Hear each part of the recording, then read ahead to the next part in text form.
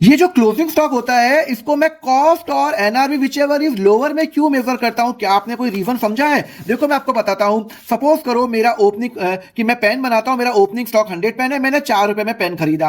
फिर मैंने पूरे साल पेन बनाया, 900 पेन बनाया, 4 रुपए की मेरी कॉस्टिंग आई और मैंने 600 पेन पूरे साल भर में बेच दिए। कितने में बेचे? 10 रुपए में। बट ऑब्वियस मैंने 4 में खरीदे, मैं ज्यादा में बेचूंगा, 10 में बेचे। अब मुझे बताओ कि मेरा क्लोजिंग स्टॉक कितना हुआ? देखो मैंने 100 का पेन खरीदा, 100 का खरीदा, फिर मैंने 900 बनाए और 600 मेरे बिक गए, 600 मेरे बिक गए। तो मतलब मेरे पास 400 क्या हो गया? वो मेरा क्लोजिंग स्टॉक हो गया। तो ये जो क्लोजिंग स्टॉक होता है वो हम कैसे मेजर करते हैं? वो हम साल के अंत में 31 मार्च या हम क्वार्टर एंड पे मेजर करते हैं, फिजिकली कैलकुलेट करते हैं। हम दुकान जाते हैं, चेक करते हैं कितना हमारा माल बचा हुआ है। सपोज करो अगर ये स्टेशनरी शॉप है तो उसने फिजिकली काउंट किया कि भाई मेरी दुकान पे 400 पेन अभी भी दुकान पे जो है वो बिके नहीं है, जो कि मैंने आपको कैलकुलेशन बता दी। अब प्रॉब्लम ये आई कि इसको मेजर कैसे करें? इसकी जो कॉस्ट है वो 4 रुपए। भाई मेरे पास कितने पेन बचे हैं? मेरे पास सिर्फ 400 तो पेन बचे हैं।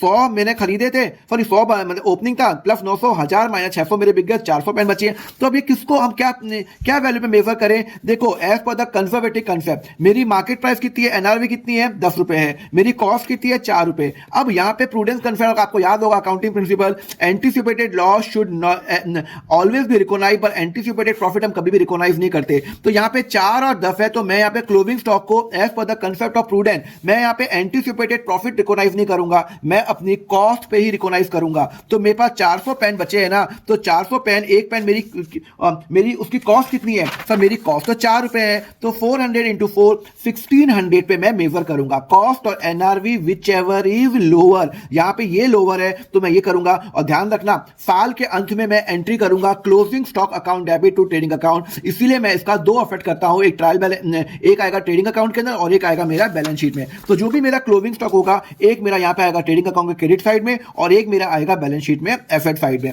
तो यहां पे मैं साल के अंत में ये मैं जर्नल एंट्री करता हूं, closing stock account debit to trading account. अच्छा अब एग्ज्यूम करते हैं अगर मेरा मार्केट प्राइस 3 रुपए ही है, मतलब मेरा जो पेन की मार्केट वैल्यू गिर चुकी है, कोई खरीदने को तैयार नहीं है, बेचने पर जाओ तो 3 रुपए, मेरी बनाने की कॉस्ट कितनी है? 4 रुपए, मार्केट में कितना बिकेगा? 3 रुपए, मतलब मुझे फ्यूचर में नुकसान होने वाला है ना, मुझको 3 में बिकेगा। तो यहां पे मेरी वैल्यूएशन कितनी हो गई? कॉस्ट और एनआरवी व्हिचएवर इज लेस, ये मेरा लेस है, तो यहां पे 400 इंटू 3 1200 रुपए, 1200 रुपए में मैं दिखाऊंगा, बिकॉज मेरा नुकसान आज हो चुका है, मुझे पता है फ्यूचर में होने वाला है, पर एंटीसिपेटेड लॉस मैं रिकॉग्नाइज कर लूंगा और एंट्री करूंगा closing stock account debit to trading account और क्लोजिंग स्टॉक में 1200 पे दिखाऊंगा। क्यों? क्योंकि मुझे मालूम चल चुका है एंटीसिपेटेड लॉस मेरा हो गया है। तो फटाफट मुझे इसका आंसर नीचे कमेंट पे करके दो कि क्या आंसर होगा। देखो इसका स्क्रीनशॉट ले लो। अब मैं आपको नेक्स्ट सेक्शन बताऊंगा ये प्रॉफिट एंड लॉस अकाउंट कैसे बनता है, उसके लिए फॉलो करो अकाउंट फंडा।